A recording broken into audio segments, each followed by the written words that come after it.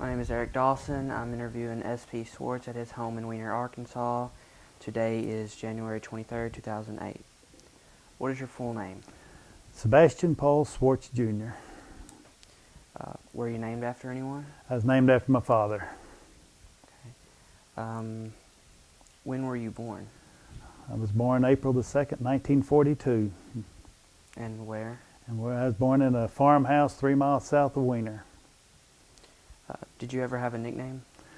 My parents put a nickname of SP on me, my initials, and then later in school, when I attended the grade school, the Catholic school, then I transferred to the Weiner school, and my homeroom teacher didn't like Sebastian, or SP, so she put Paul on me. So some of my pictures around have Paul Schwarz under them, and that's where I picked that up at.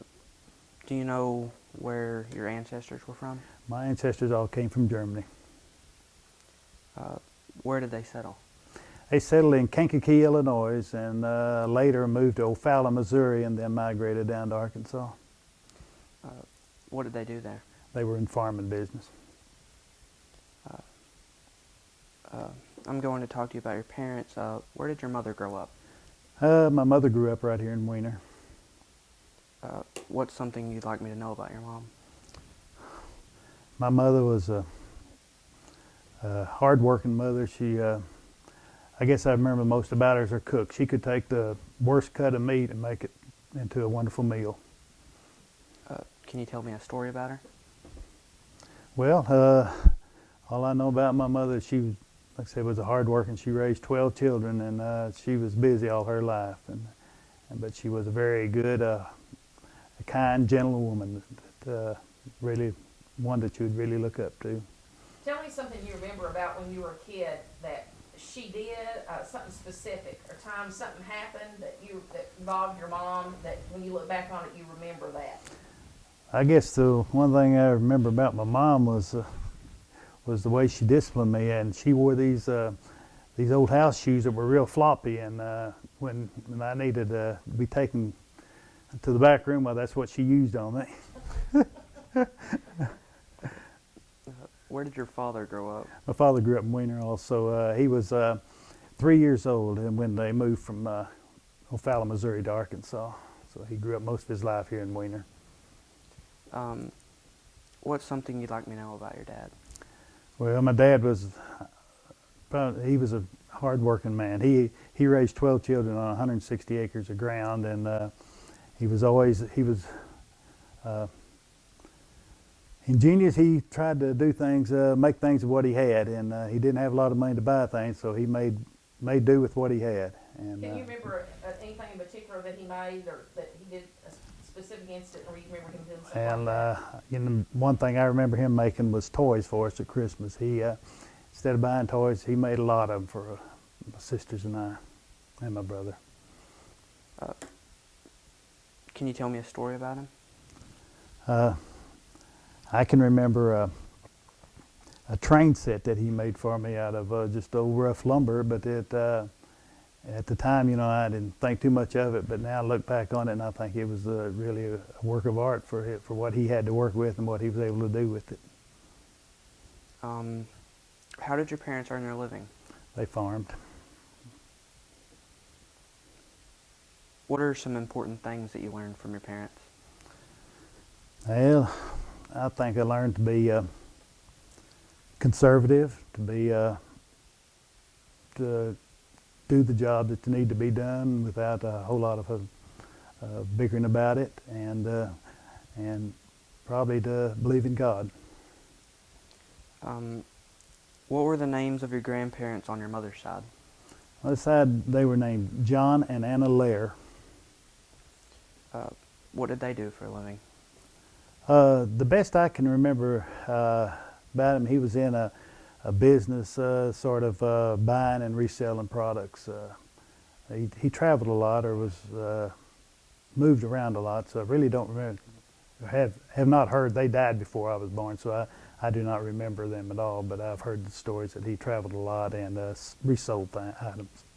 Did they live around here?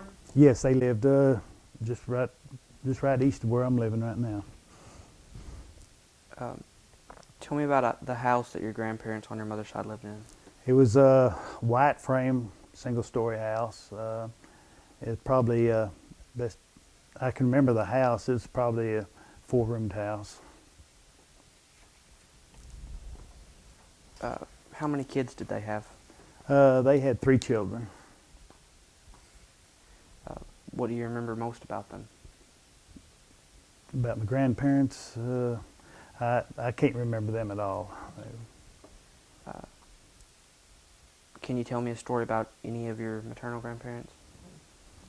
No, they were. Oh, maternal, that's your mom. Do you ever heard anything No. about them that your mom used to say about, like her mom or her dad? You ever hearing her say anything about them? Talk about them? No, I cannot remember anything really. She just did not talk about them too much. What were the names of your grandparents on your father's side? John and Anna Schwarz.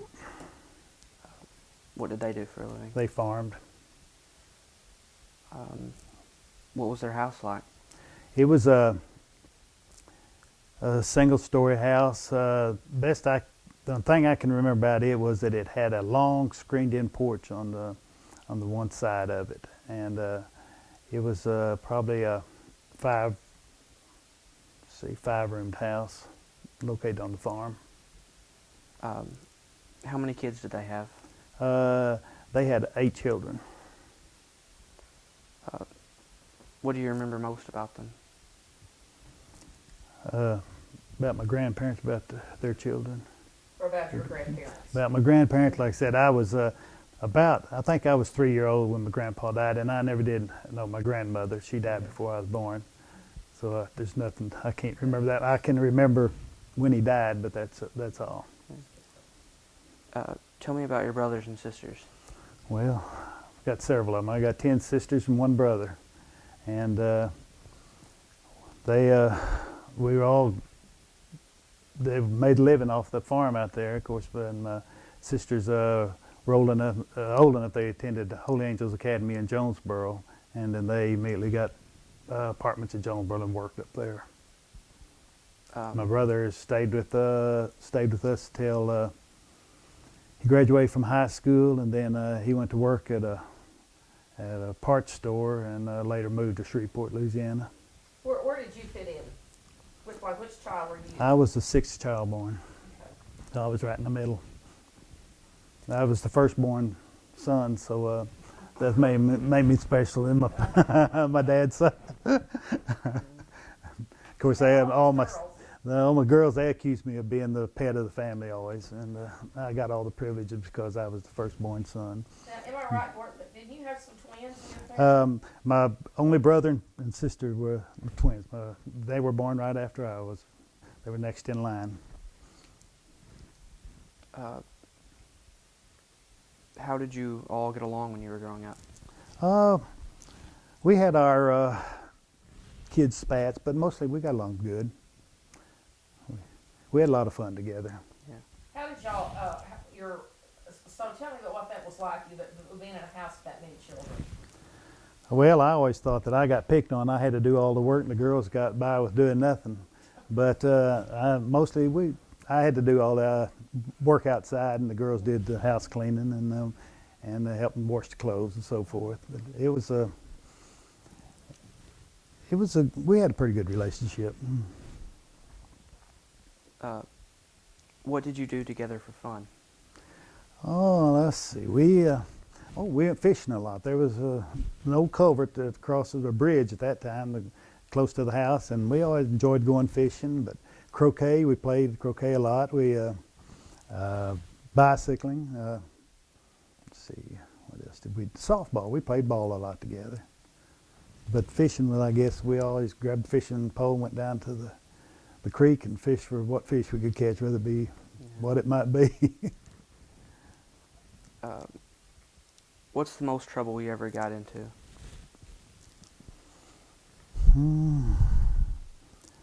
I guess really when I was in, I forget what grade I was in, but we had built a new school, and the old school still was sitting behind the building, and one day a group of us boys was out there playing around, and somebody threw something through a window, and we all followed suit and broke out some windows. And I think that that's probably the worst trouble I ever got into in my life, because I had to pay for the windows out of the little allowance that I did have, plus I don't know what all punishment I got, but I really paid for that stupid act. Can you remember any stories your older family members used to tell?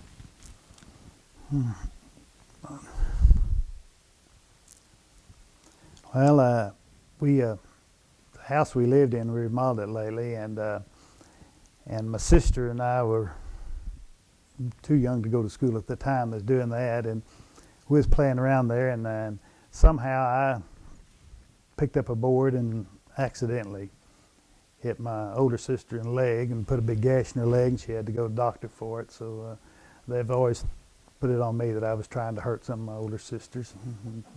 That really wasn't true. We were just playing. Yeah. Tell me about the first funeral you remember attending. Strange as since going to the Catholic Church and we have the servers as the priest at Mass, and I served a lot of funerals in our church when I was in the grade school days. But the one that I can just vastly remember stands out in my mind is the funeral for my cousin who was killed in a car accident. And I guess that was in our senior year at high school, the start of our senior year. It is one that really stands out in my mind. What was her name? P Schwarz. She was one of 3 girls that were killed in an accident just right north of Fisher after a Halloween party that night. Do you have the newspaper article about that? Yes, I do. That's something that Benny Ritter had also. Were your parents strict? Yes, very strict. Of course, we didn't get to go anywhere to speak of, like out at night or anything like that. But they were strict even after when I got into high school. It was pretty strict on me. What were some of your household rules? Well, to do our jobs, what were assigned to us. If Daddy gave me a job to do, he expected me to do it. My mother gave some sisters jobs to do. They were expected to do it. So our rules was probably to do our household chores and to study hard, keep up our grades in school. What did you do for chores? Well, my chores mostly was getting the wood in at night for the stove and feeding the cattle and the chickens that we had. So after school, that was my chore just about. And on Saturday, it was just about my chores to keep the yard cleaned up or try to keep it cleaned up. What did your family do to have fun together? Most time we just had family get-togethers where we would play various games, play cards, and mostly we just seemed like we just got together and so just had a good meal and visited mostly. Did you ever have any family pets? Oh yeah, I had dogs was my family pet, and I guess I had a dog all my life until I moved away from home just about. Can you tell me about any of them? Well, the one I remember the most of was a dog named Old Henry, and he had a leg missing, and when they were cutting rice with a binder, well, he got too close to the sickle, and he lost a leg, but so he lived for years with 3 legs. Named Old Henry.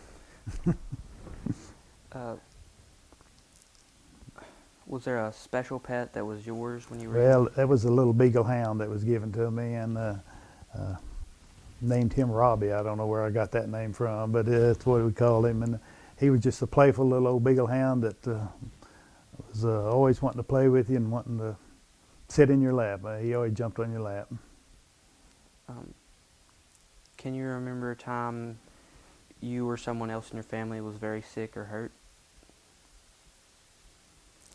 Yes, I guess. My father had a serious ulcer problem, and he had to have half of his stomach removed one time, and it was pretty dramatic in that he was a heavy smoker up to that time, and the doctor just gave him an ultimatum that he had to quit smoking, and we went through the process of him going from a heavy smoker to no smoking at all. So, but he had his serious operation, and I can remember that pretty plainly. When you were a child in elementary school, what was your school like?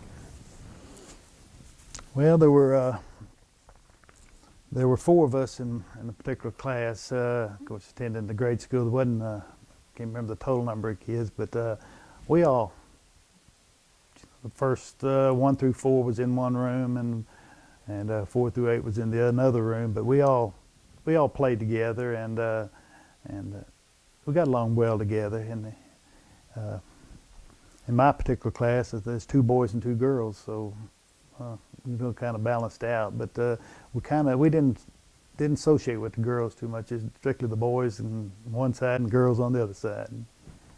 Did y'all eat lunch at the Catholic school here, or did you take your lunch? We, I was in grade school. We would all bring a can of soup to school, and the sisters who were teaching us that time, we had a oil burning stove, and they had a big pot. We'd all just pour a can of soup into a pot, and she'd warm it up, and then we'd have soup for dinner. We had I didn't like vegetable soup. I had to have a vegetable beef because I had to have a little meat in with mine. But of course, on Fridays we abstained from meat, so we all had to bring a can of vegetarian vegetable soup that day to school. So on Fridays we had that, but during the week we had vegetable soup mostly. And there were some others that didn't like that. They had chicken noodle soup, and I remember using an old coffee can, a small coffee can set on the stove, and that's what they heated the chicken noodle soup in.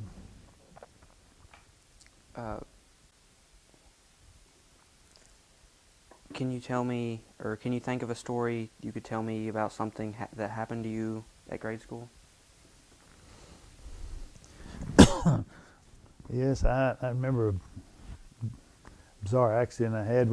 At that time we had the desk and had a bottle of ink sitting on your desk, and had a little hole in the desk that you set the bottle of ink in, and then a fountain pen that you dip in. But one of our new sisters that was teaching me, and she was a real nice, soft-spoken sister, but some way she was standing at my desk telling me something, and I picked up that bottle of ink, and it fell, and it went all over. Of course, they wore the white, and it was terrible.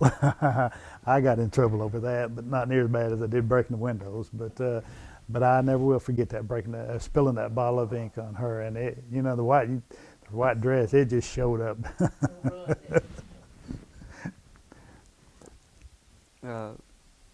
What did you do in the summers when there was no school? My dad had chores for me. Of course, farming, I helped him all that I was able to help, but mostly my chores were mowing the grass. I can remember that distinctly, pushing that old reel-type lawnmower. And like I said, we had chickens, and we had cattle to take care of. So summers were busy for me. And garden, that was one thing too, that we had a big garden. And gosh, I thought Daddy was killing me by making me work in that garden the way we had to. But Mother canned a lot of goods, and we had a big garden. And well, I remember potatoes. My dad used to love to plant. He'd get a 100-pound sack of seed potatoes and plant every one of them. Then we'd have to dig them all. And we had a big, long tray of something he had built that slides under the house. And of course, our house didn't have a solid foundation at that time, just sitting on blocks. But we'd pull that long drawer out and put the potatoes in there on a screen, cover them up, and that's where he kept the potatoes until we used them. What would you cover them up with? Seemed like he had some kind of, he had a screen wire we put over them first, and he sprinkled something on them. I cannot remember exactly what it was, but he had a kind of I guess it actually was an old tarpaulin of some sort that he'd cover them up with, but it had a screen bottom on it.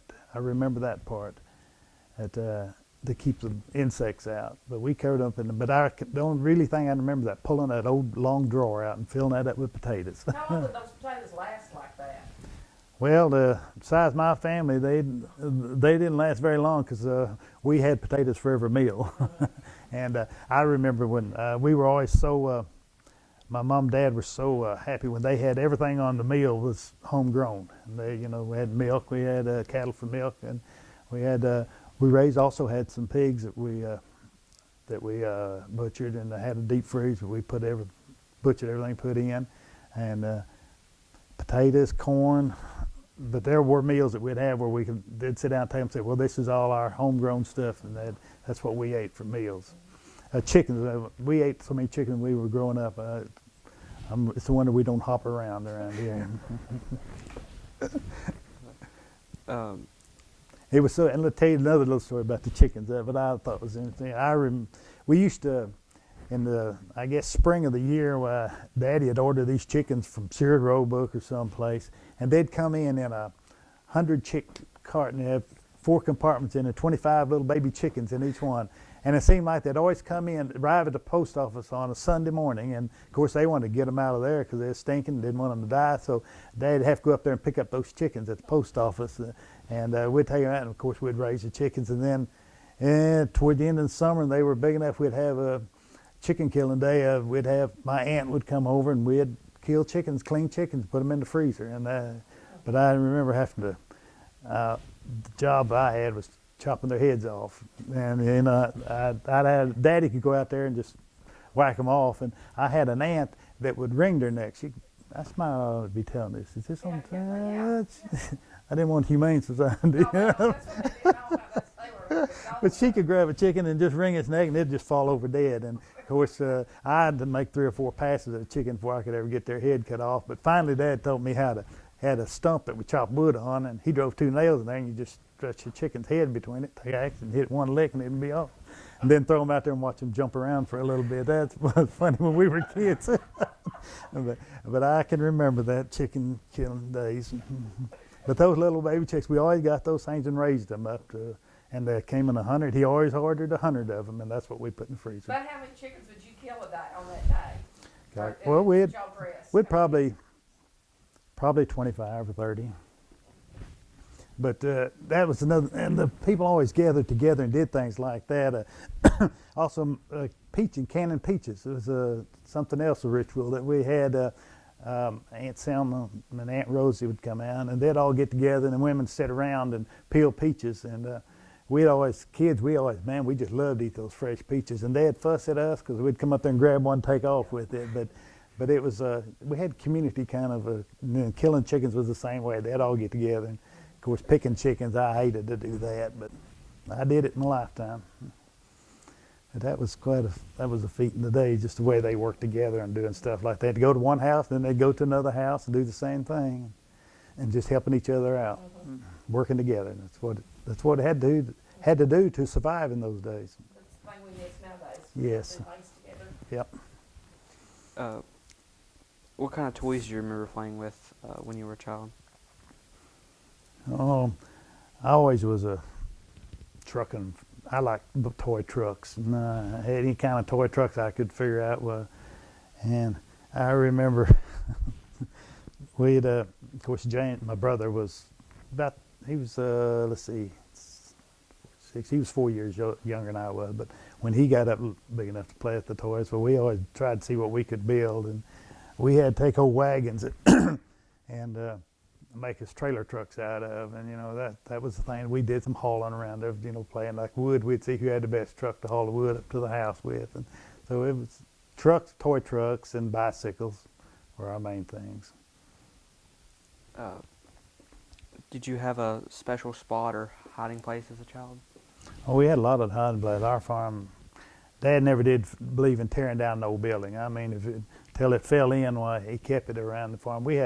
Our farm place had numerous buildings around on it, but the old barn, there's a hayloft in it. That was my hideout spot.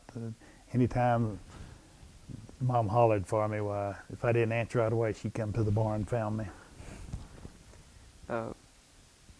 Tell me about the oldest person you can remember knowing when you were a child. The oldest person, I think there was a lady named Suzanne Sitzer that lived, she lives where the Johnny Scroggins house is now. But she had a house there and had a fence around it.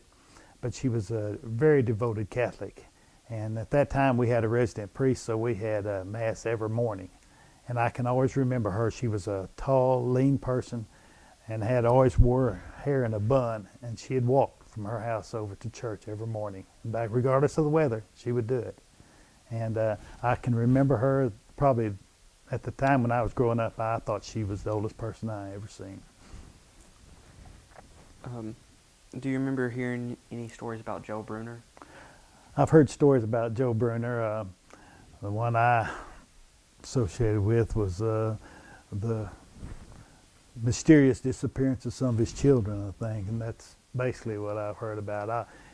It seemed like at one time someone mentioned to me that something about he buried some gold out someplace, but I never did. That was just hearsay, just other people talking about it. But I remember mostly the story about his children.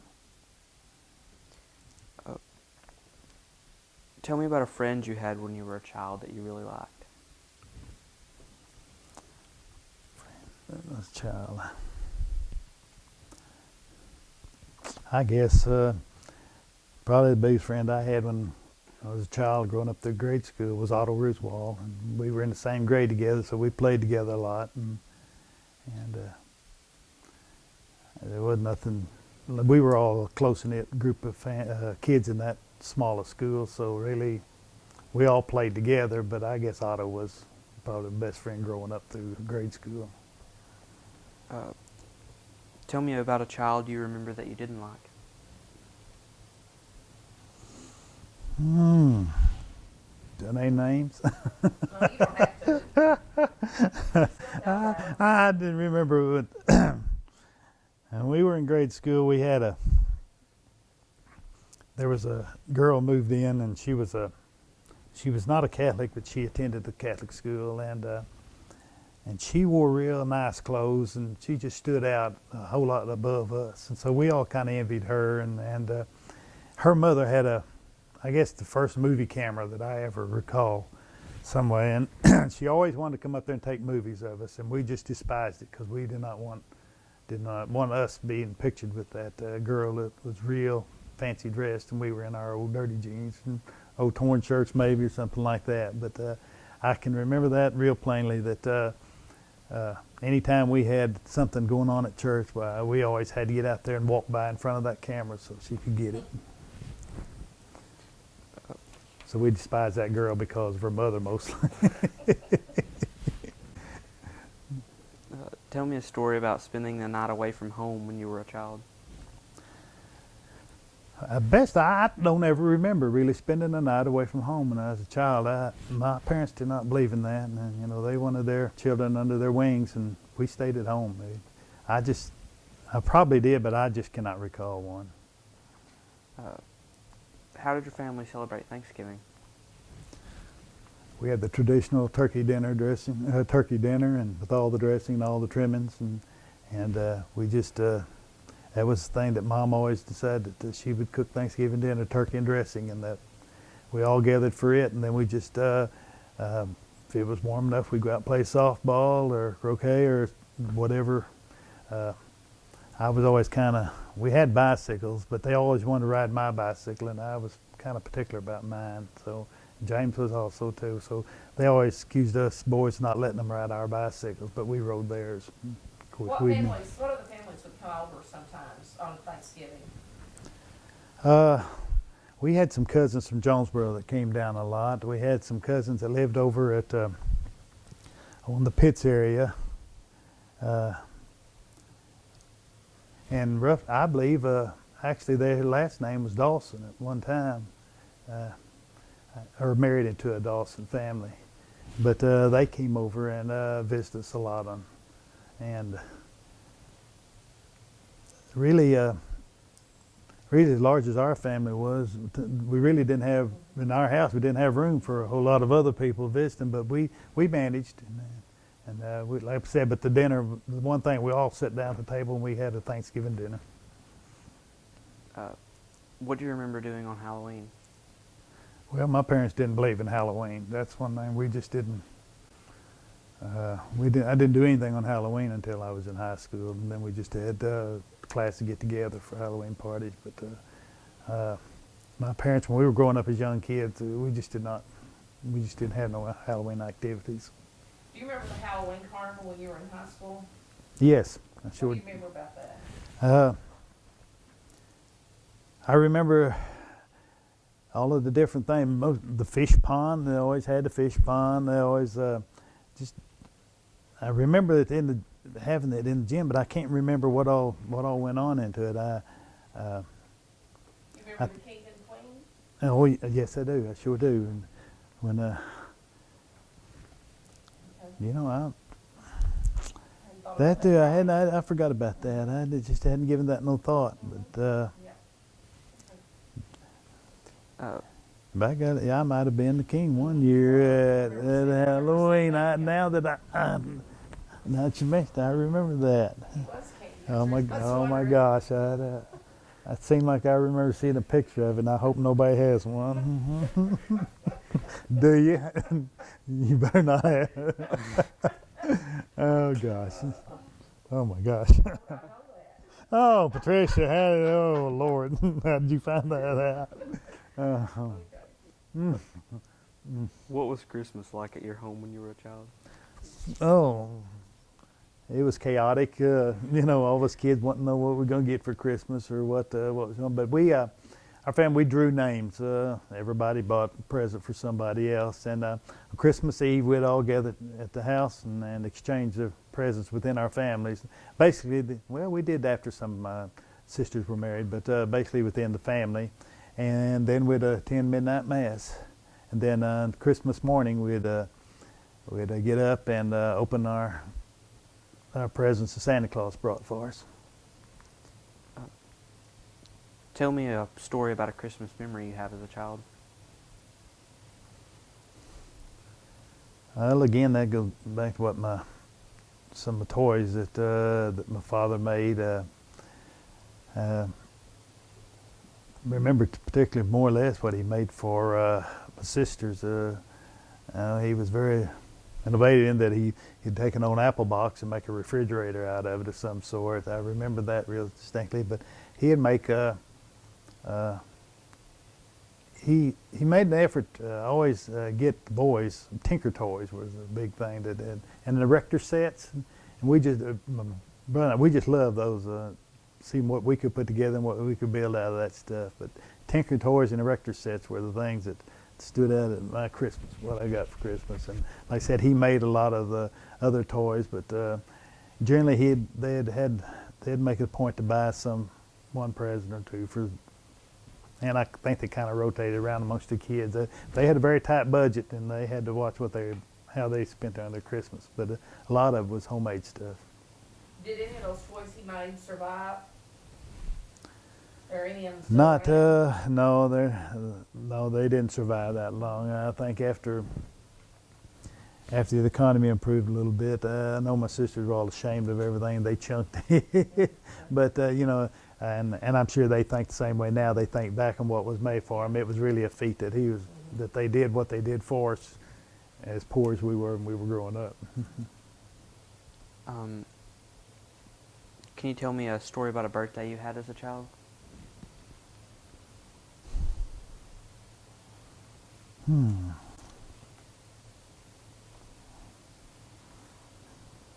I cannot recall one. Let's see.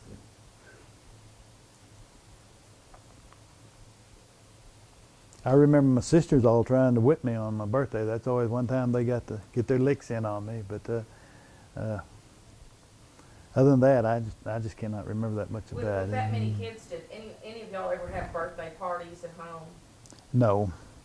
Did was there a cake? Yes, Mom would make us cake for a birthday, but you know, as far as inviting friends Right. over, something like that, no, we never were able to do that. Tell me about what high school was like for you. High school was an adjustment in my life. Of course, when I was attended grade school at the Catholic school, and then in ninth grade I enrolled at Wiener High School, and I can remember how I was going to dread it. But one thing that stands out in my mind was how the kids accepted me. You might say that they were so friendly and so nice, and I can still remember that morning sitting in that homeroom room when I think Mrs. Horn, I think somewhere down the line I said that's one teacher that I didn't have, well, I won't say that, but anyway, disliked. There's a question about one of them. I think, but anyway, that's where she didn't like my name, so she put that Paul on me, and I agreed with her. But I was so impressed with the kids, and we all started playing together then. And you know, I'd always heard these stories about you know, how different it would be from that the kids would not accept you coming over from this school into that one, but that wasn't the case. There were, let's see, 3 of us, I think, out of that class. No, 2 of us that went over there. No, there's 3 of us: Virginia, Covington, Otto, and myself.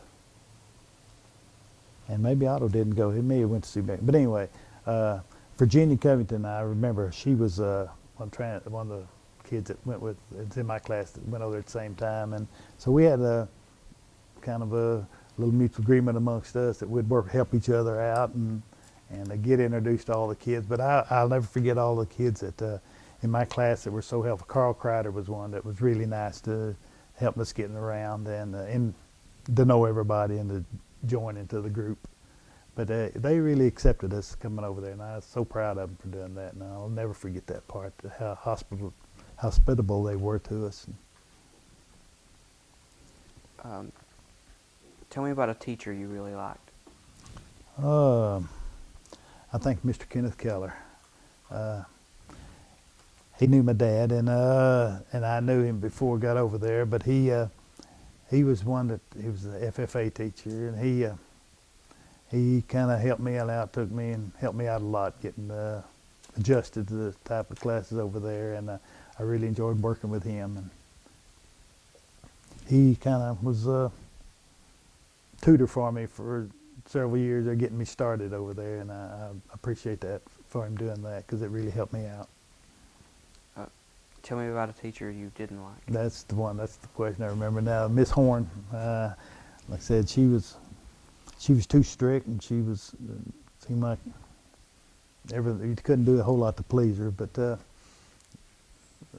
if there's anyone, and I was thinking that when I read that question, I couldn't remember anybody that I disliked. I had some good teachers, but she kind of irritated you at times, putting it mildly. Yeah. Now I want to ask you about your social life when you were a teenager. What were some of the most fun or wildest things you did? Let's see. I don't know. Again, I didn't do a whole lot when I was a teenager. Didn't go a lot. You know, basketball was. Let's see. And I think I started playing basketball, and I know I wanted to play in the 9th grade, but I wasn't able to drive, and I felt like it'd be inconvenient on my parents all the time, so I didn't. I skipped it, and I think I started playing in the 10th grade. But that was just about my social life, and I started working, and when I was, I guess, in the 8th grade, after school and on Saturdays at Fowler Store, and so it was always 6:30, 7 o'clock before I got home on Saturday night. So I just didn't have a whole lot of social life when in the early in 9th and 10th grade, 11th and 12th. I got my driver's license, then changed a little bit. We all started dating a little bit. That was interesting. Where would y'all go on dates? To the movie. Most time we'd go to the movie up here at the Victory Theater. Once in a while we'd get a group together and go to Jonesboro to a movie. But going to the movies was about our entertainment. Going to ball games or the movies. Did you have a curfew? Oh, yes. What was it? 11 o'clock. Tell me what you remember about Grundon's. Oh, about Grundon's was a swimming pool and a dance floor. And I didn't get to go up there until I was my later teenagers, but I can remember the swimming area, and it seemed like you get a swim under a screen and go out into the bigger part of the pool or something like that. But we liked the dance floor myself. And that's a lot of us kids went up there and just danced. But we didn't go up there very often. It was kind of a. In fact, the only time I went was when some friends taught me into going with them, because I kind of felt like I was too young to be up there. There was older crowd that I just didn't feel comfortable with. I didn't go much up there, but it was a very popular place, particularly in the summertime when the swimming was in. Yeah. What was the movie theater like you went to as a teenager? Well, the Victory Theater in Wiener, it was noisy. I can remember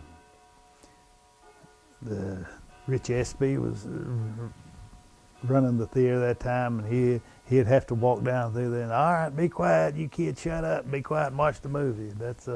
He'd walk down one aisle, across the front, and back out the other aisle, hollering at us. And then it'd all quieten down for a while, and then all of a sudden we'd get started talking again.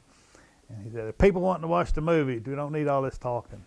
But us young couple, or the couples, not I should say us, but the young couples always wanted to sit in the back rows, Well, the adults come in, they'd get the back rows, and we'd have to sit in front of them. So there's all the time back there trying to keep us straight or snickering, and it was fun, teenager dating. But the best I can remember, all the white people were on the bottom floor, and then they had upstairs where the black kids went, or black folks sat up there and watched the movie. I didn't remember the stairway going up to it, and I was scared to go upstairs. I wouldn't dare go up there. I don't know why, but they had what was the guy's name? It seemed like his name was Neal, Robert Neal, I think. But he ran the machine, and we were afraid of him. I don't know why, but if he'd holler at us once in a while or something. But most I remember about it was Rich Espy walking down the aisle telling us to shut up and watch the movie and let the people enjoy the movie they want to.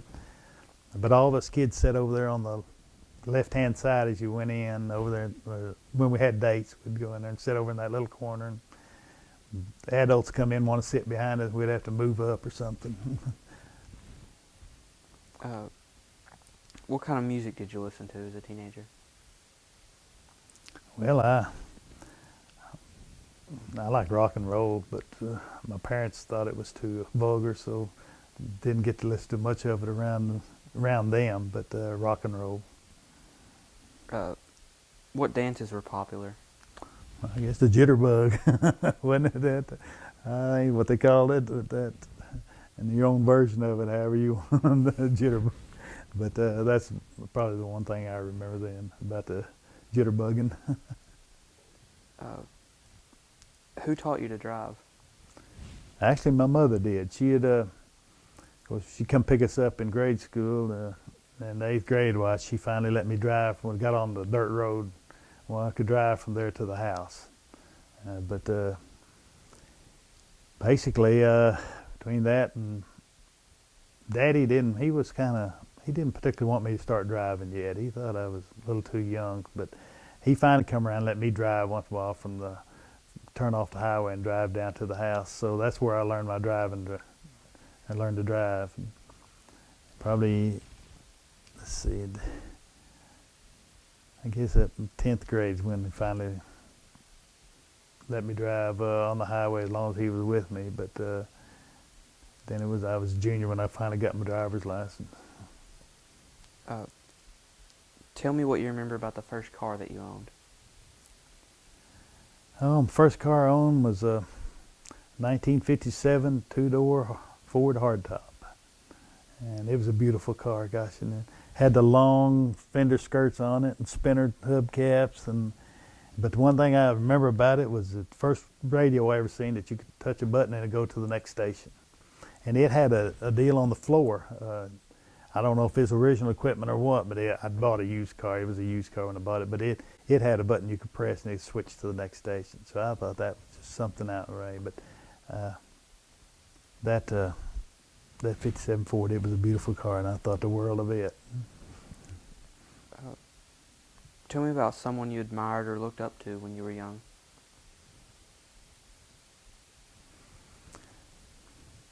I think other than my family, Mr. Ray Fowler, he gave me my first chance to work, and of course we bought all our groceries there. So I think Daddy, when he decided to let me work, was the idea that maybe my work go in on paying groceries. But anyway, I pocketed the money. But I worked for $1 after school and $4 on Saturdays. And Ray gave me a chance to go to work up there, and I toted groceries out of the store and stocked shelves for him. And he was a real good friend. I mean, I really thought a lot of Ray Fowler, and he's the one that gave me my first opportunity to work. And you know, I had my parents pick us up at school, or after when I was in high school. I'd walk up there to the store and then work from there till 6 o'clock, and then Ray'd take me home that night. So I admired him for that, and he gave me an opportunity.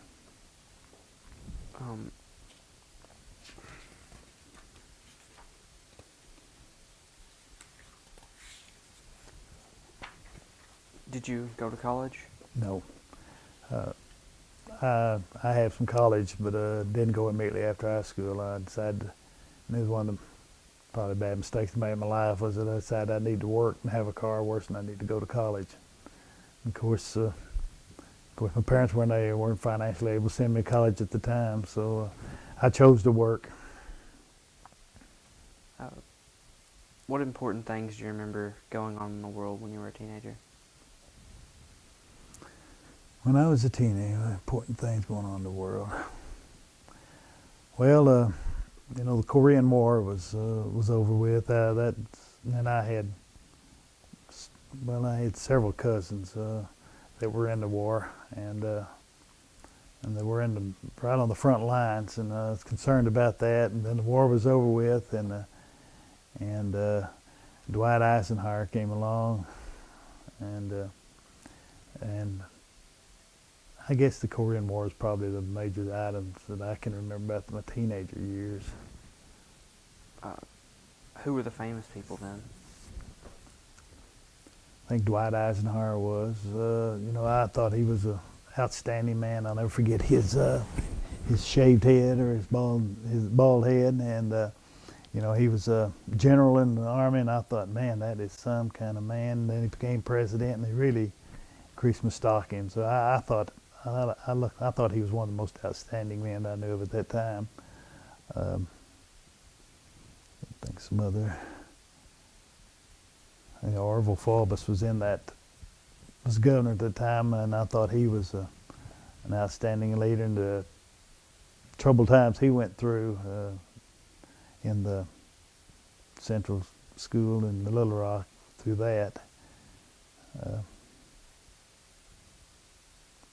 But the one I distinctly remember about that time was, in my teenage years, was Dwight Eisenhower, I think.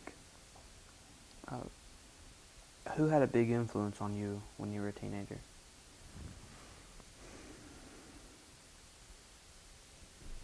I think when I was a teenager,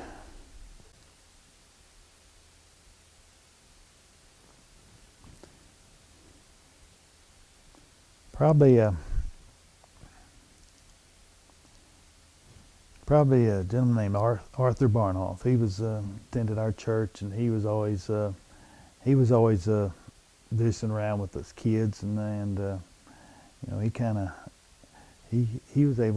he talked to us a lot about keeping straight and staying. So I remember him a lot. I remember. Someone else. I remember Mr. Joe Ritter I thought was always a real impressive person, and he was always he was thanking you for a lot of things you did. I think there was another question I had answered about him later, but anyway, he was real influential in life, because I thought he was always a good man and honest man, and he always appreciated what people did for him, and I remember him real well. Of course, you know, had the biggest impression on me, of course, was my parents too. I think it's closer I was close to my parents more than a lot of other kids my age, simply due to the fact that I didn't get to go as much, and I stayed home more with my parents, and we were closer together than a lot of the parents were at that time. Tell me about an object you have other than photos that is very important to you. I have my first communion candle when I was 6 years old. I guess I made my first communion in the church, and I still have that candle that was presented to me that day, and it is something that I cherish and I'll keep for a long time. What did you do after high school? After high school, I went to work for Bob Jones Tractor Company. At the time, he was a dealer for Ford Tractor, and he was looking for someone to learn the parts department, and he just started the business, and I went to work for him working in the parts department job, Bob Jones Tractor Company in Wiener. What kind of jobs did you have? And I worked for him up until I started farming in 1968, and he sold a tractor company, or shut it down, and just strictly a garage, Bob Jones' garage, and I worked for him up until '68, and then I started farming. I worked part-time for him after I started farming, actually in the winter time. But that's two jobs I had, working in the parts department for him and then farming. Tell me a story about something that happened to you at one of your first jobs. No.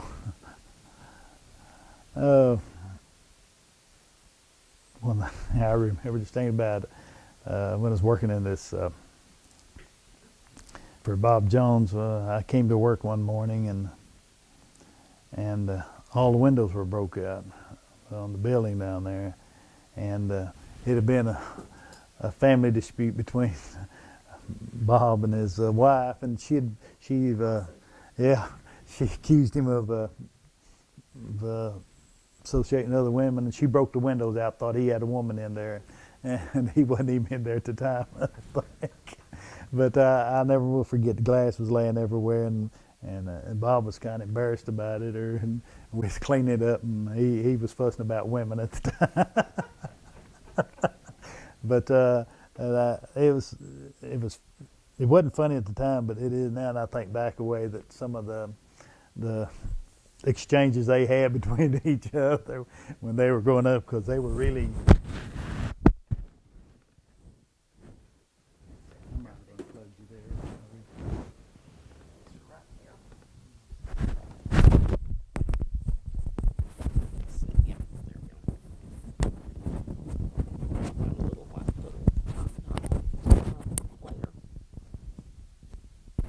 Works better when you stick it through the place that it goes. Okay. We'll find it up later. Okay. But they had some rather lively exchanges while I was working down there. They were good people, but they just didn't see eye to eye sometimes. How did you meet your wife? A friend of mine introduced us to each other. In fact, he had dated her a couple times before, and I don't know what. We were sitting there one night. Walked into what was the name of that family sandwich shop there on Nettleton Avenue in Jonesboro, and they were sitting in, and I sat down and talked to him a little while, and he introduced me to her. And then he found another girl, and later I got back together with Liz, and that's where we got started. Tell me about when you got married.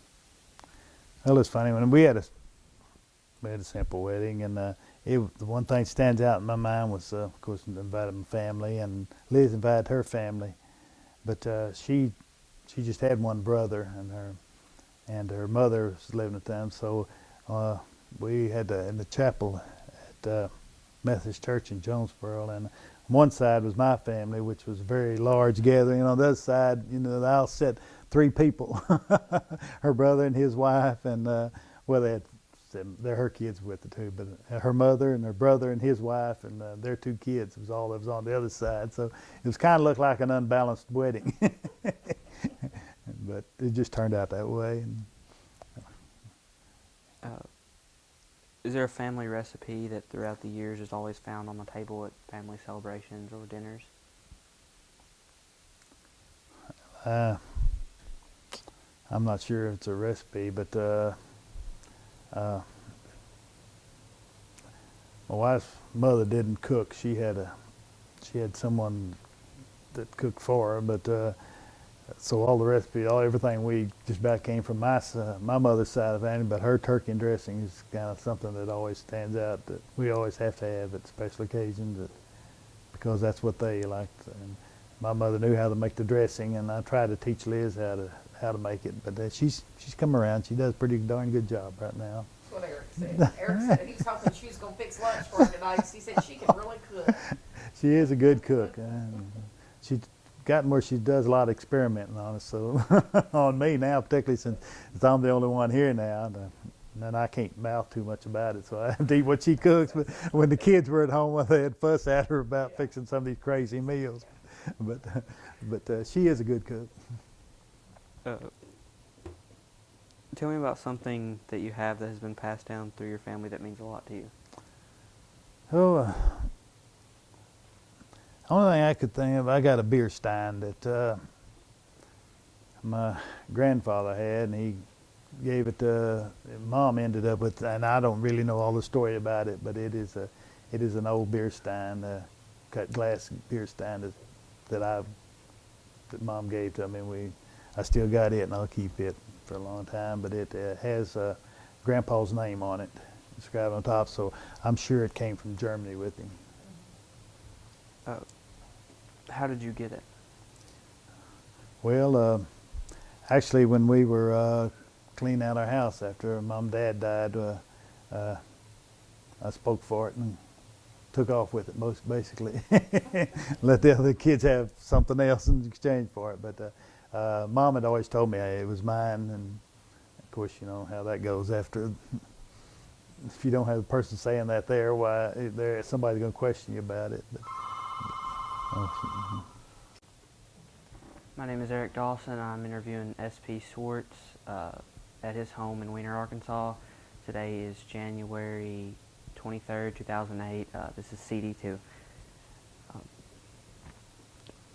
Tell me about what you remember about the businesses that were in Weiner when you were young. When I was young, I remember businesses I remember, and I think this is one I always remember, is the old hotel that we had in Weiner. Right beside it was Frank Casper had a well drilling. They were right there together, and I remember the day they burnt. I can remember that real plainly. But I remember Downing Company that had the international dealership, which Daddy thought was the greatest place in the world. Remember Freeman's store, Bank of Weiner, Fowler's store. We had pool hall. I remember the pool hall where the men gathered every Saturday night. Women went over to Sophie Schisler's variety store. Let's see what other business. The Buster Fryman service station, Truett and Fryman. I'll never forget that service station. Sat there on the corner. Norrisworthy and Walford, the John Deere dealership. Malcolm C. Hogue, which was a very good man, and he really helped. I know when we had hard time when Dad was hard times in farming, that they were very helpful to him, and I remember the Oliver dealership he had right north of his oil plant.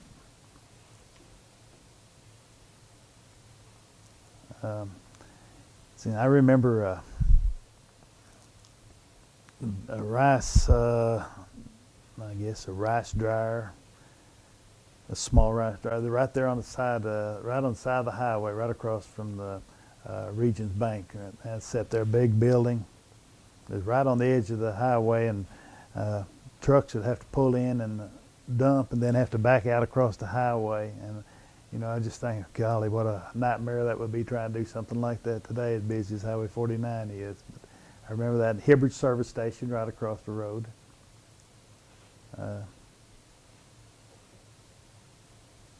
What other businesses? Of course, had a cafe. Highway Cafe was amongst right there by the side of the old post office. Wayne Freeman store. Let's see, down. We had at one time I can remember my uncle had a service station where that's where that old car wash sits right now, but and he sold it to Marshall Solomon, I think, when he moved to Michigan and would work at a factory up there. But I remember that old service station.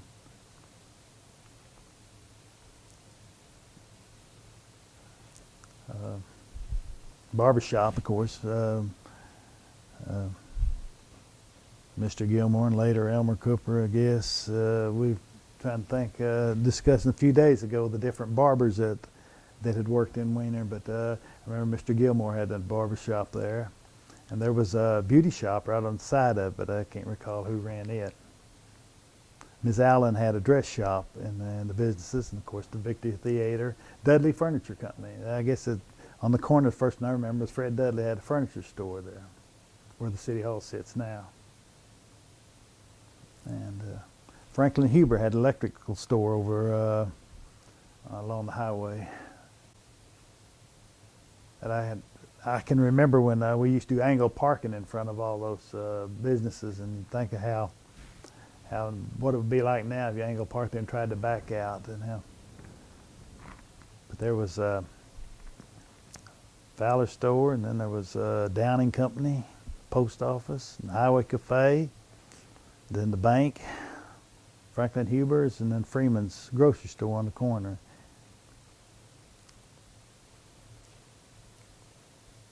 What do you remember being on the side opposite of where the movie theater was, on that side? Let's see, there was Fred Dudley Furniture, and then Sophie Schisler's. But on the opposite from that side, what do you remember being over there? That was barbershop, I think. What else was over there? Beauty shop, and then there was a cafe on the corner.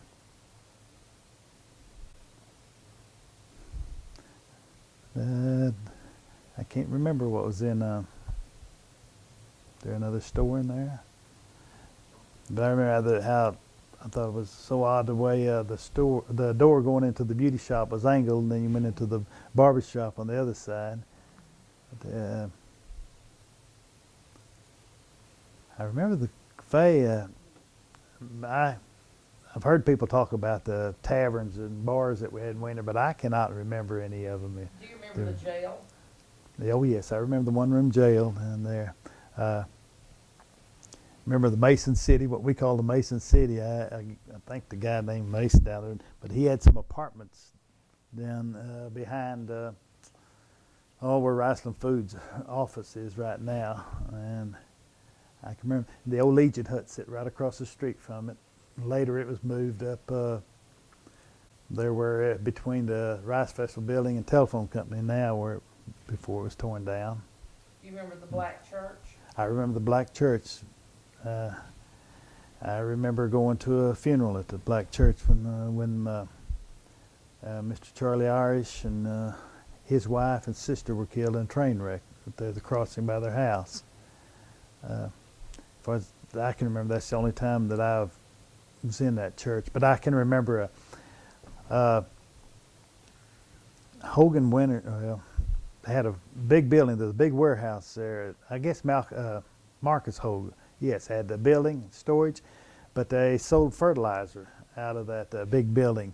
And we'd had to bring a truck up there and load sacks of fertilizer and then take it down to the airport, or take it down and put it out in our wagon distributor. But we'd do that on Sunday mornings for some reason, and I can remember that we, as a kid, that we'd come up there on Sunday mornings and get a load of fertilizer, and there'd be services going on at the church right across the street, and the Union, I think they called it Union Church, but it was a black church, and gosh, we'd get so excited listening to their singing and their service over there. But I can remember that church. Think of another building. But that one room jail, I remember it. But most I remember about when they tore it down, it was just a big chunk of concrete with bar windows on it and a bar door. And I remember when they moved it, tore it down, they pulled it out of the ground and pulled it up there, and it was set there for a while before they were able to tear it apart and get rid of it. Do you remember the first small little wood frame library that was in town? The first one I remember was in the back side of the old city hall or the fire department now.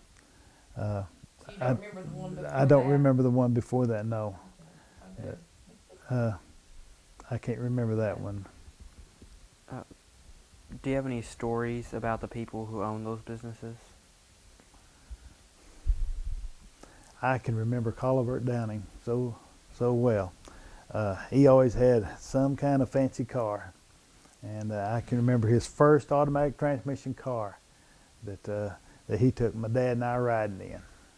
And I thought, my gosh, this is a limousine, you know. But he always had stories to tell about automobiles, and he was quite a musician. I remember his band, and when we had our church always, or our ladies of the church sponsored a Thanksgiving or a fall festival at our hall, and the Coliver's band would play for a dance that night, and that was really something when they and it was in that building here, so that was after '54. But Colivert, Rex, I don't remember who else was in this band, but I can remember them playing that band. But Colivert always had a story to tell about something, and Rex was he was about the same way too. He had a lot of stories to tell. But I was impressed with Colivert and all of his cars all the time.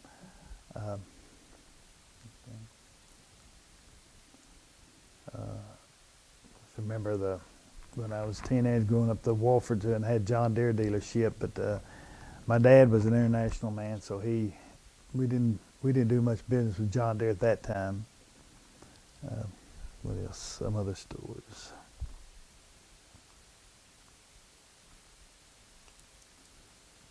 Tell a story about Ray Fowler. You got a story about him? Ray. Yeah, I can tell you, Ray. He always liked to go to the dog races, and he always said, well, it's him and I think B.T. Smith liked to go with him a lot. But with this particular time, and I can't remember who else went with him, but he, when I was working up there, and I was probably, I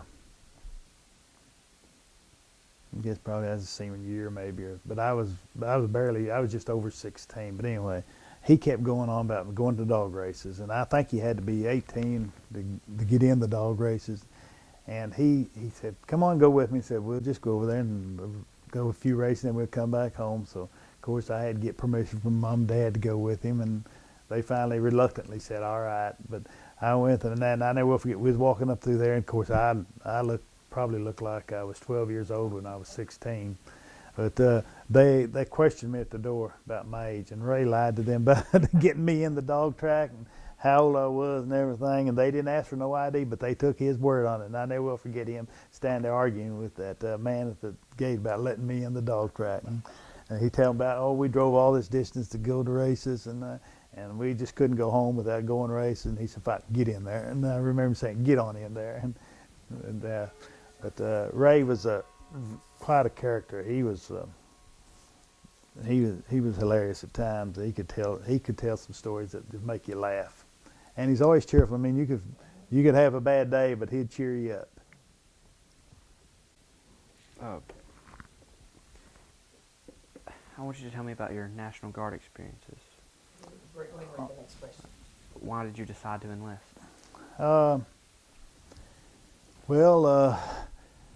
Back in those days that I can't remember exactly who came out and talked to me about it. I think Tommy Smith Yes, he belonged to the Guard, and he was talking to me all the time about what to do, and if probably the best thing for me to do is just go ahead and join the Guard and stay with him. But he got me interested in it, and had a good friend that was wanting to join the Guard, and mostly he decided that he was going to join, and he needed somebody to go with him, and I finally said yes, I'll join too. So that's we ended up, and it worked out great.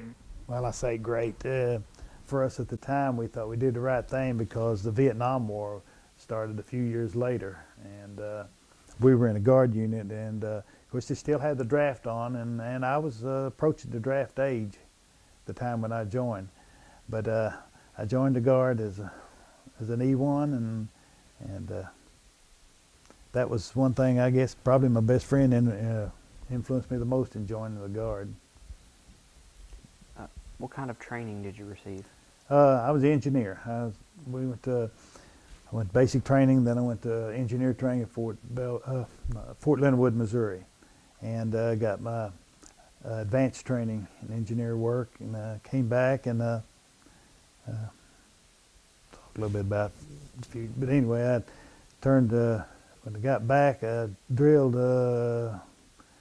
for, I guess, let's see, 63, 60 for 2 years, and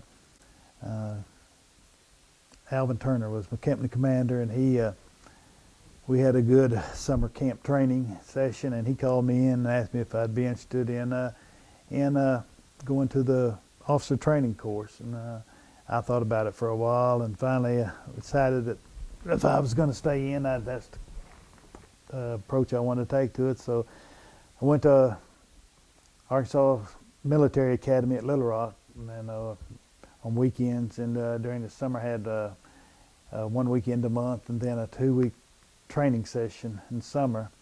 And in July the 4th, 1966, I received my commission as a second lieutenant in the Arkansas National Guard, and came back and went to the engineer basic course at Fort Belvoir, Virginia, and stayed up there for that was an 9-week course. And really, that was the first, I guess, the big city life I learned about Washington, D.C., right outside Washington, D.C. And our training, we had time on Saturday afternoons, Sundays to do a lot of touring around Washington, visit a lot of spots, and found out what the big city life was like. And completed that, and came back to What kind of things were they teaching you to do? At that time, we were building roads, building bridges, demolition. In fact, I was a demolition specialist, found out how to handle dynamite and explosives, and then how to rig them for blowing out bridges and things like that. Let's see, we trained in operation a lot of the heavy machinery like dozers and front-end loaders, things like that. But they teach y'all how to operate those machines? Yes, as part of the training. We didn't get a lot of training into them. Mostly, they just gave us the basic training, and then after we got back to our unit, well, we trained on those particular pieces of equipment. I was very fortunate. I was really in my career, I was in the right place at the right time, and got some golden opportunities to move to advance, and went on up the rank. And then in 1972, I was had my first command of a company in Jonesboro, and at that time you could only command a company for 3 years, so that was kind of the basic policy they had, to rotate the commanders out. And they came my time, and they relocated me to a unit in Little Rock called the Rear Operations Command Center, and that's where we planned we did the planning for the units that we had in the rear area of a battlefield, and where to place them and what jobs they were assigned, and stayed there for a couple of years, and then came back to Jonesboro as executive officer of the battalion, and didn't stay that, but just for a short period of time, and I got promoted to a major, and then I went back to a slot in Little Rock called installation support unit, which takes care of Camp Robinson, North Little Rock. And I stayed down there for, let's see, probably 6 or 7 years, driving to Little Rock for a weekend drill and making my ATs down at Camp Robinson. And I really enjoyed it because I got to learn a lot of the history about Camp Robinson.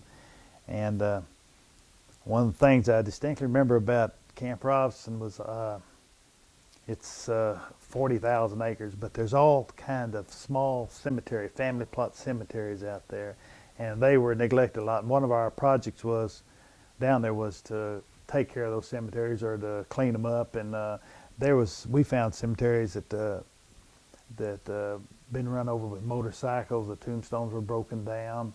In fact, we found several graves that had been dug up out there, and actually they didn't cover the skull back up when they get it. We figured that they were looking for gold teeth, so we had to take care of that, clean them up, fix the graves, and then a lot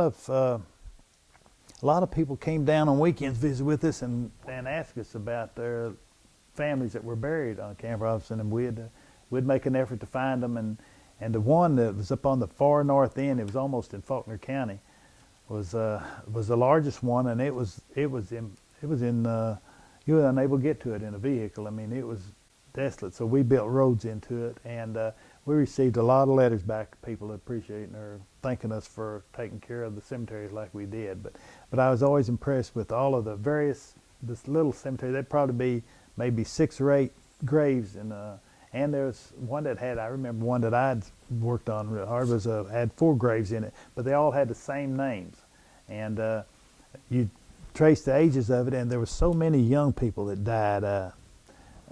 It was just real. You'd have a man and wife, and then 2 young children, and just think of how what they lacked. And back there, even that was in the 40s. Possibly the 30s and 40s, but they lacked so much medical care, so much child deaths that you just don't realize what we got right now, what we can do with the sick medical now. I really enjoyed that tour. But then I came back to Jonesboro in 1990, and I took command of the 875th Engineer Battalion. I had 1,025 troops at one time on that, and it was quite an experience, and I enjoyed it. And one thing I really enjoyed was we helped a lot of the communities in Northeast Arkansas doing community work, and that was one thing that I was glad we were able to help. We had a few projects down in Wiener that we did. Cleaning, we worked around the ballpark over there one weekend and cutting some brush and cleaning out some trees for them over there when they first started it. And we hauled some gravel on some streets down here one weekend. And then when I left there, I got promoted to Lieutenant Colonel while I was up there. And I went into the Army Reserve program, inactive reserve then, and stayed to finish out my 33 years, and then I retired permanently. But I came up through the ranks. I started out the lowest, and one time I got up to I was 136th ranked officer in the state, and then I was proud of that.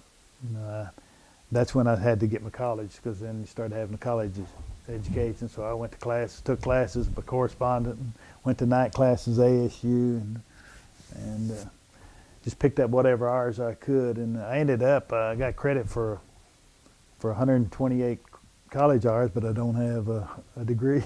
So I keep telling Liz when I retire from farming, I'll go ahead and get my degree, so I can say I got it anyway in something. I don't know what it'd be in, but I'd have to see what my hours would apply to. But the Guard gave me some very good opportunities, and I got to travel. We made one trip to Germany that was a special trip, a 3-week AT that we flew into Frankfurt and set up the Rear Area Operations Center there, and it was a chance to see. That's the first time I'd been overseas, and that was a good trip for me. And I've got to tour many around Washington, D.C. There is so much to see in the Washington, as far as historical value. Golly, you can just go and go and go and never get to see it all. And I don't know how many times we went to the Smithsonian Institute in my career. We meet several other times. I've been up there for courses for 2 weeks or a week at a time, but it's really interesting to visit Washington, D.C., I think. What was some of the most memorable experiences that you remember from being in the Guard?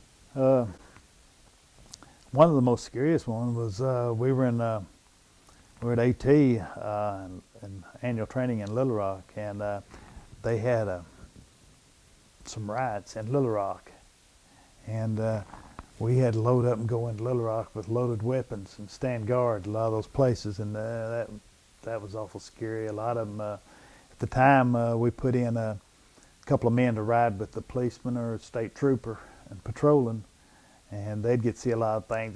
Most of the time I was back, I just had to set up a command post in one of the fire stations and stay there, and I remember being right across from MacArthur Park at that fire station, and we had was in charge of security in that area.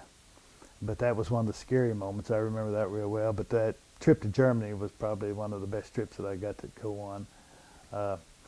I've been all over the United States for various things. I got to see go to Seattle, Washington for a conference one week, and I got to eat at the top of the Space Needle. You know, every time I see it, I think about the evening we had up there at eating dinner on top of that.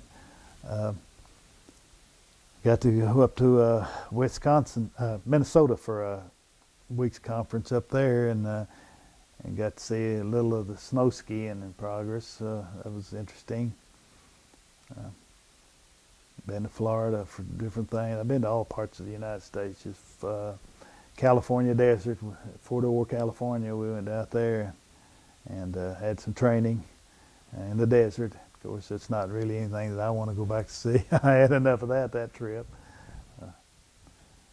Fort Hood, Texas. We got to see all of Texas, Fort Hood. But the Germany trip was my highlight. I think that was really something. Of course, the highlight was when I got the command of the 875th. That was quite an honor for me, because there were several groups. There were several soldiers in my rank and had the rank and data rank and a promotable that could have been given that position, and I got it, and I was real thankful for that. Do you recall any particular funny or unusual event that happened while you were in the Guard? There's been a bunch of them. Trying to think what some of the...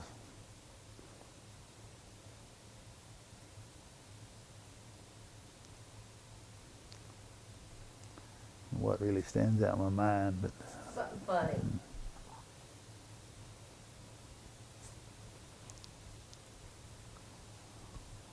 Oh shoot, I'm think of something that's really hilarious. But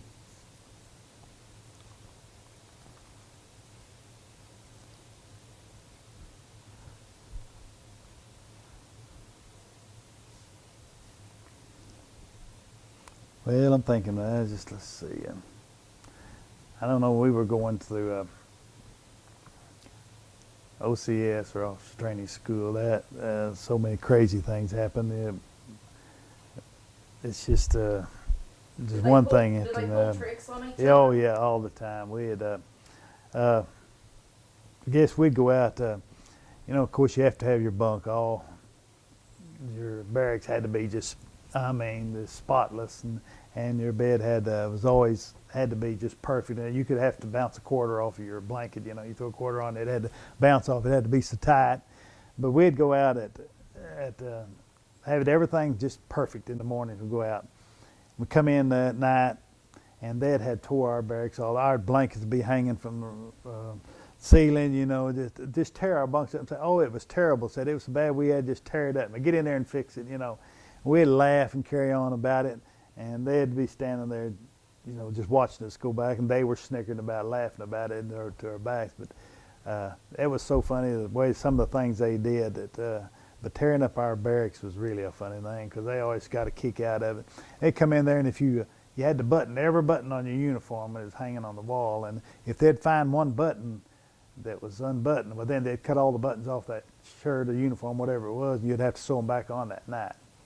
And you'd have to go over and report to them that you found these buttons laying on your bed and you didn't know where they came from, all that stuff. But, one of the funnier things, just it cracked me up, and I had to do push-ups for it, but this guy had found this guy had didn't have all of his buttoned up, and he had some buttons, and they laid them on my bunk.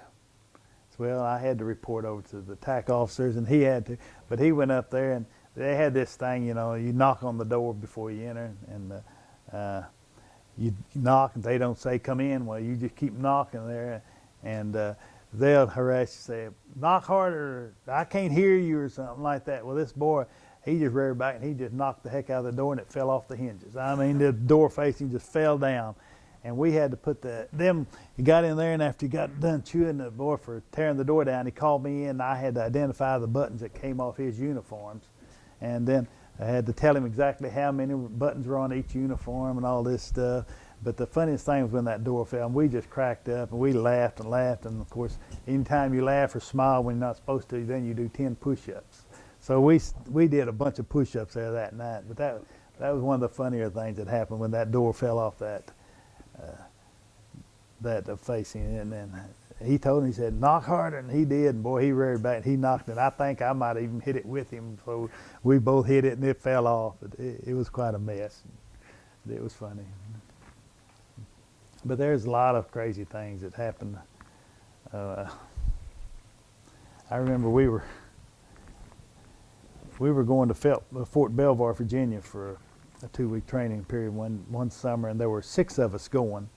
We had 2 cars, and we were going up, and we didn't make reservations. And we always tried to drive over to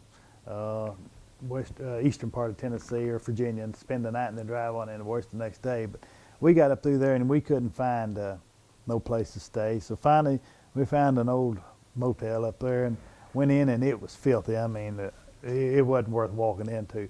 So we decided we'd just play cards all night long. We never did go to bed. We played cards all night and then got up and drove in the next day, or drove in. But we spent the night in the motel and didn't even sleep because it was too dirty. We played cards instead. But it was just hilarious, some of the things we got into. Tell me about an officer you remember having.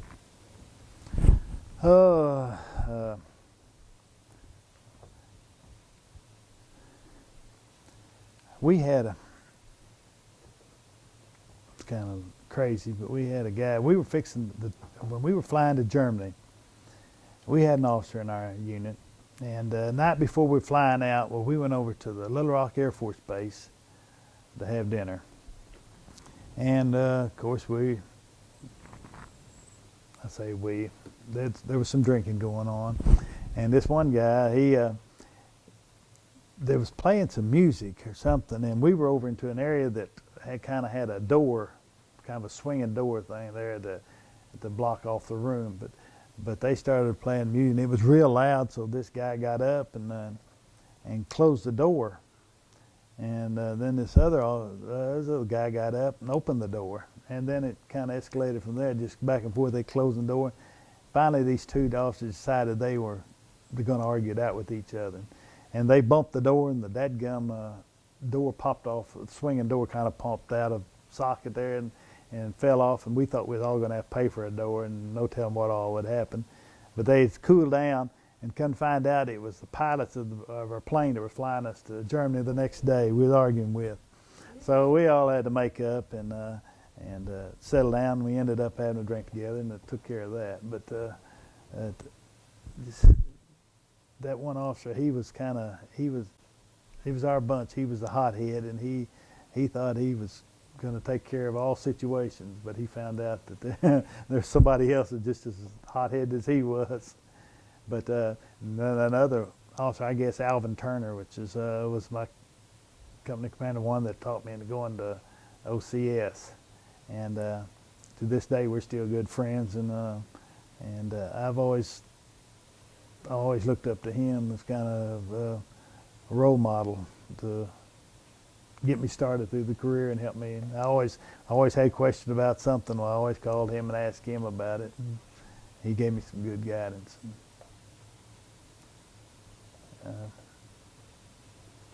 I've met so many good people. I mean, they're scattered all over Arkansas that every city I go through, I can just about think of somebody that I've been in the Guard with at one time or another.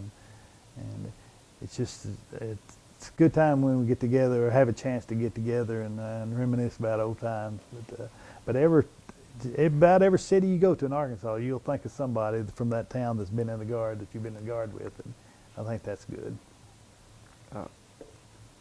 Did you make any close friendships while in the service? Yes, I did. Made several with some people in Little Rock. Claude Bonner was a real good close friend of mine. He was my boss for a while, and we were together in the same unit in Little Rock. Adjutant General, State of Arkansas right now, General Walford. He's a real good friend that I worked for, and we worked in the same unit and came up through the ranks with. There's several people that we made real close and friends that we always visit with, and when we get to Little Rock, we get a chance to give them a call and go out and eat with them. Very good friend I met and in the Guard. I met him in the Guard. And then later, as Mayor Mark III, Lawrence Ashlock. He and I really got to know each other through the Guard. And then I was mayor, he was Mayor Mark III, and I was Mayor Weiner. We had a lot of things going together. So Lawrence Ashlock's a real, real good friend of mine. But there's just so many. There's just a lot of people I met in the Guard and a lot of good friends still yet. Did you continue that friendship after? Yes, we still meet at various times. We have an organization now, the MOA, which is Military Officers America Association, and we meet once a month at Jonesboro, and a lot of the old friends are still in it. We get to meet. I particularly remember some chaplains that I met in the Guard that still come to our meetings, and we always have a good time talking again. What was your least favorite memory from serving in the Guard?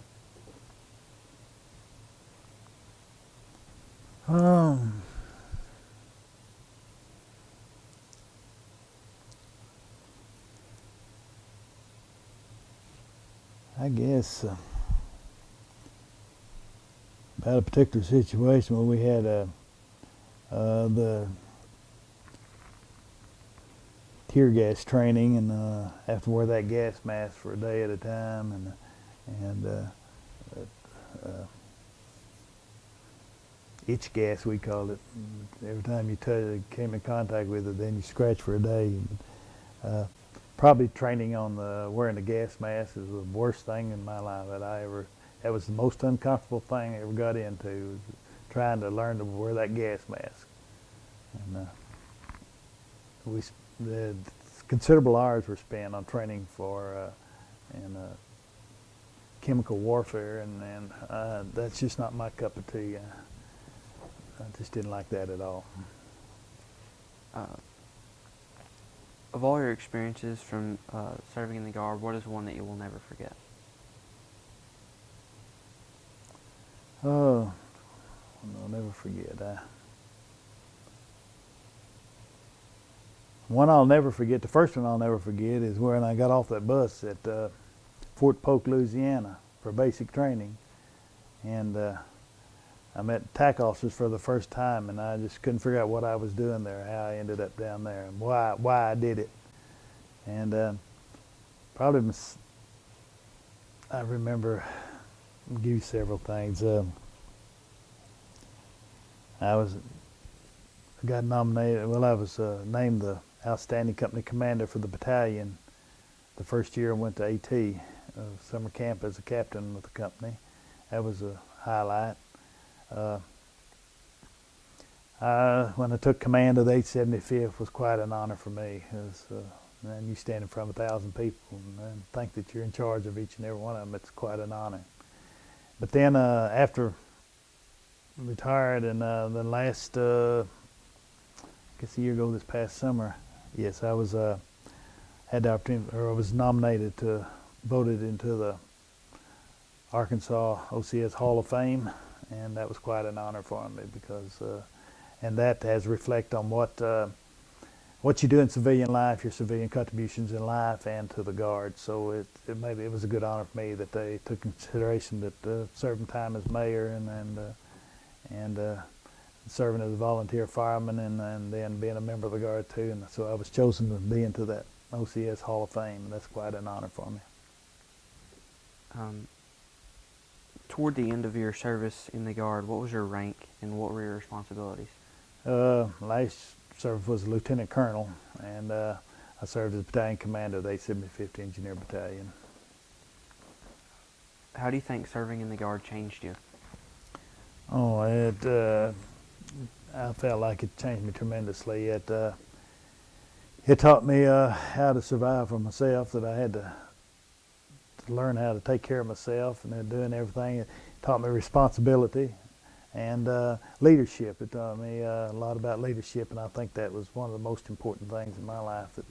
And it had not been for the Guard, I never would have. I never could have been mayor of Wiener. I never, just so many things that has affected my life. That the leadership that I got from being in the Guard, and the leadership courses that we took were quite exhausting. They were very thorough, and I think it kept with me all my life. Now I'd like to ask you about farming. What is the greatest change in working the ground? And the biggest change is not working the ground, actually going to no-tilling. We used to, and my father always said we always had to work that ground up, and get it perfect. But in the recent years, we've gone to no-tilling with new systems they've come out with, and no-till drills, and it has really paid benefits for us. So the biggest change is using more no-till instead of tilling the ground as much as we used to. What is the greatest change in planting a crop? The biggest change, I guess, is the seeding rate. We used to feel like that we had to plant at least 3 bushels an acre of seed on the ground of rice now.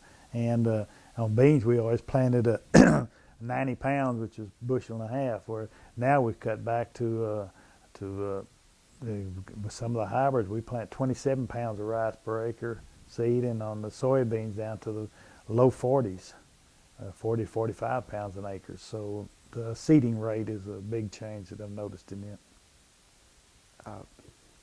What is the greatest change in harvesting? I guess it's just the volume that we can do now. It's with the larger machines, more efficient machines, the volume. I can remember when I first started farming with my dad. I helped him, of course, before he retired. I helped him a few years, and after I started farming, one combine have a real good day if you'd cut 3 bob truckloads, which would be 900,000 bushel, was a good day. And now it's easy to cut 10,000 bushel a day, and a good day is 8,500 bushel a day. So just the sheer volume of what you can do in a day's time with the new equipment is just unreal. What's the greatest change in tractors? I think going to the cab tractors, it's got you out of the dust, the cold, and now you can work in a whole lot more in cold conditions. If you need to do some work, you can. We still had the heaters on the old style tractors, but still you couldn't do what you can now. But I think when they went to the cab system, it was really changed the tractors up.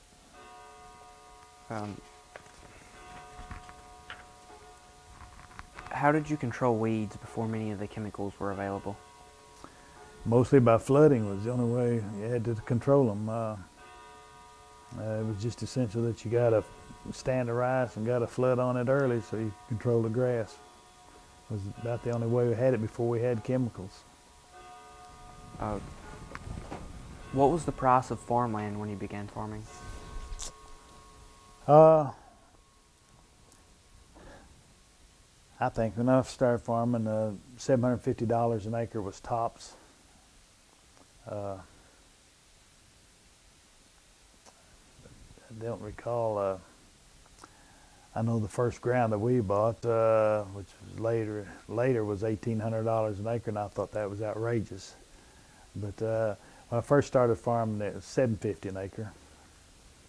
Uh, did they have FFA when you were in school? Yes. Mm-hmm. Can you tell me about that? Mr. Kenneth Keller was our instructor, and I can remember that. It seemed like the first project we wanted to do. Everybody wanted to put together a cedar chest, and which I still got mine that I built in 1950, 57, I guess. I remember making a coffee table, a card table. I remember repairing an O'Hara that we had on the farm. I never will forget the initiation into the FFA when the green hand, when we thought it was, Tell about the initiation, because I do that different now. Tell about what yours was like. Best I can remember was that we were lined up all down in the back part or in the shop area of that, and then we just walked up into the classroom area, and they had each one of the stations, and before we opened that door to go in there, all these upperclassmen, boy, they were down there, and they just had us scared to death. I mean, they were telling us what all was going to happen to us, and you know, they'd just tell us all these things, but don't be afraid, don't be afraid. But this might happen, this might happen. So, but I remember I had to recite the FFA creed to Sonny Norsworthy, and I was scared to death I'd mess up on it. But luckily I got through it. And the green hand, we always worried about dipping your hand in paint. We always thought, oh, we'll never get that paint off. But I can't remember. I think finally that they really just scared us, and they had a can of paint there, but we didn't have to do it. I don't remember actually dipping my hand in the can of paint. But I think some of them might have got them that kind of got out of line, might have ended up getting their hands stuck in it, but not everybody did. But I can remember that, reciting that. The initiation, the biggest thing was just the scare factor down there in the shop. Man, them upperclassmen, they thought they really were doing something on us greenhorns out there, and that I can remember saying, don't fight back. If they try to do something to you, don't fight back. Just listen, go ahead with your job, all this stuff. But they really had a scare put into us from the time we got into that classroom. What advice would you give to someone wanting to be a farmer? Well, things have changed the last year or two. There for a while, I say 4 or 5 years ago, I was really reluctant about Paul going into farming because I didn't know what the future held for it. But the programs have changed, and little money has been made the last couple of years in farming, and I think that it's a golden opportunity. I think it's someone that is willing to commit to farming. It takes someone that is really willing to get out there and work when they have to work, and use their spare time whenever they want to, but to get in there and do the work. Somebody willing to work, I think, is what the first thing they got to be, ready to commit to it. So would you advise them to be a farmer? I would advise, yes, to get into it. I think it has a bright future because we're always going to eat. We're always going to need the food. Of the inventions or discoveries that have been made in your lifetime, which has been your favorite and why?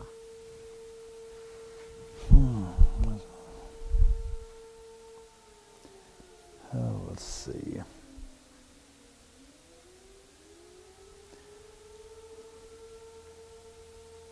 Probably the inventions in mind.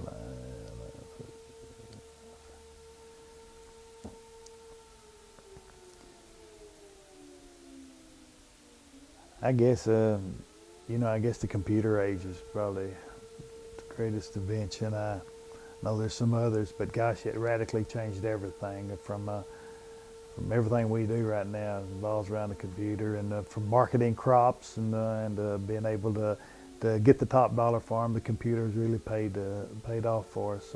I guess the invention of the computer. I know first time I started having class, and it came up through the guards when I first heard about this superhighway, and I never did figure. It took me a long time to figure out what all was going to happen on this superhighway. Now it got started. I don't think no end to it. There's just something every day is showing up now. So I guess the invention of the computer probably is the biggest thing that I've seen in my lifetime. Is there an invention or discovery that is in use today that you don't like? I'm kind of tied into those computers, those video games. I think we've got too addicted to some of those video games, particularly the younger people and there's so much violence in a lot of them. I think that a lot of these kids are getting the wrong impression. You know, maybe not in the rural areas like us, but I've seen so many people over the years that have said they got their started on video game, but that have been in trouble with the law, that have said they got their start on video games and got ideas from video game. And I think that really they just let the video game get too violent. I think we should have been restricted more to game type videos, not some of these violent games. Other than World War II, tell me about what has been the biggest world event in your lifetime. One so important that you remember exactly where you were when you learned of it. The one thing that stands out in my mind is the assassination of John Kennedy. I admired that man. I thought was just everything. I mean, he was what this country needed, and when he was assassinated, it just kind of left us in a void that felt like everything disappeared. But I can remember the exact place I was when I learned of his death, and it happened to be that one day when I'd been home for lunch and came back to work, and I pulled into Buster Fryman's service station for gas, and he come out and he told me about it. And I never will forget him walking out. He said, "Come in here and watch this on television." And he wouldn't even give me no gas. You know, that was the time when he'd come out there and pump gas for you too. And he said, "Don't pump that gas. Get in here and let's watch this television for a little bit." We walked in there and stood there and watched that, and I just couldn't believe what was happening. But I'll never forget that. That's one thing that stands out in my mind: the assassination of John Kennedy. Although most people don't like to pat themselves on the back, what's something you've done or accomplished in life that you're proud of? Well, two things I'm proud of: my military career and being able to serve Wayne as their mayor. I think people were gracious enough to elect me to that office, and that was really a satisfaction on my part that I was able to do it. And I hope there's some things I've done that will be remembered, and people, I get credit for it somewhere down the line, that something happens good to them. I don't want to say the bad thing, but I just want to remember the good things about me and what I did. Tell me about the biggest lesson that life has taught you. A lesson that would help a young person live a better life.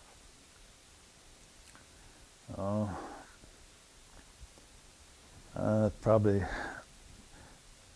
biggest thing would be conservative, be self-disciplined, be willing to accept what you got and make the best of it, and don't try to exceed your capabilities. And I think to keep God in their life, and I think that is what they need to do. I'd like to thank you for allowing me to do this interview. I've enjoyed it very much talking to you, and I wish you the best, Eric, and good job.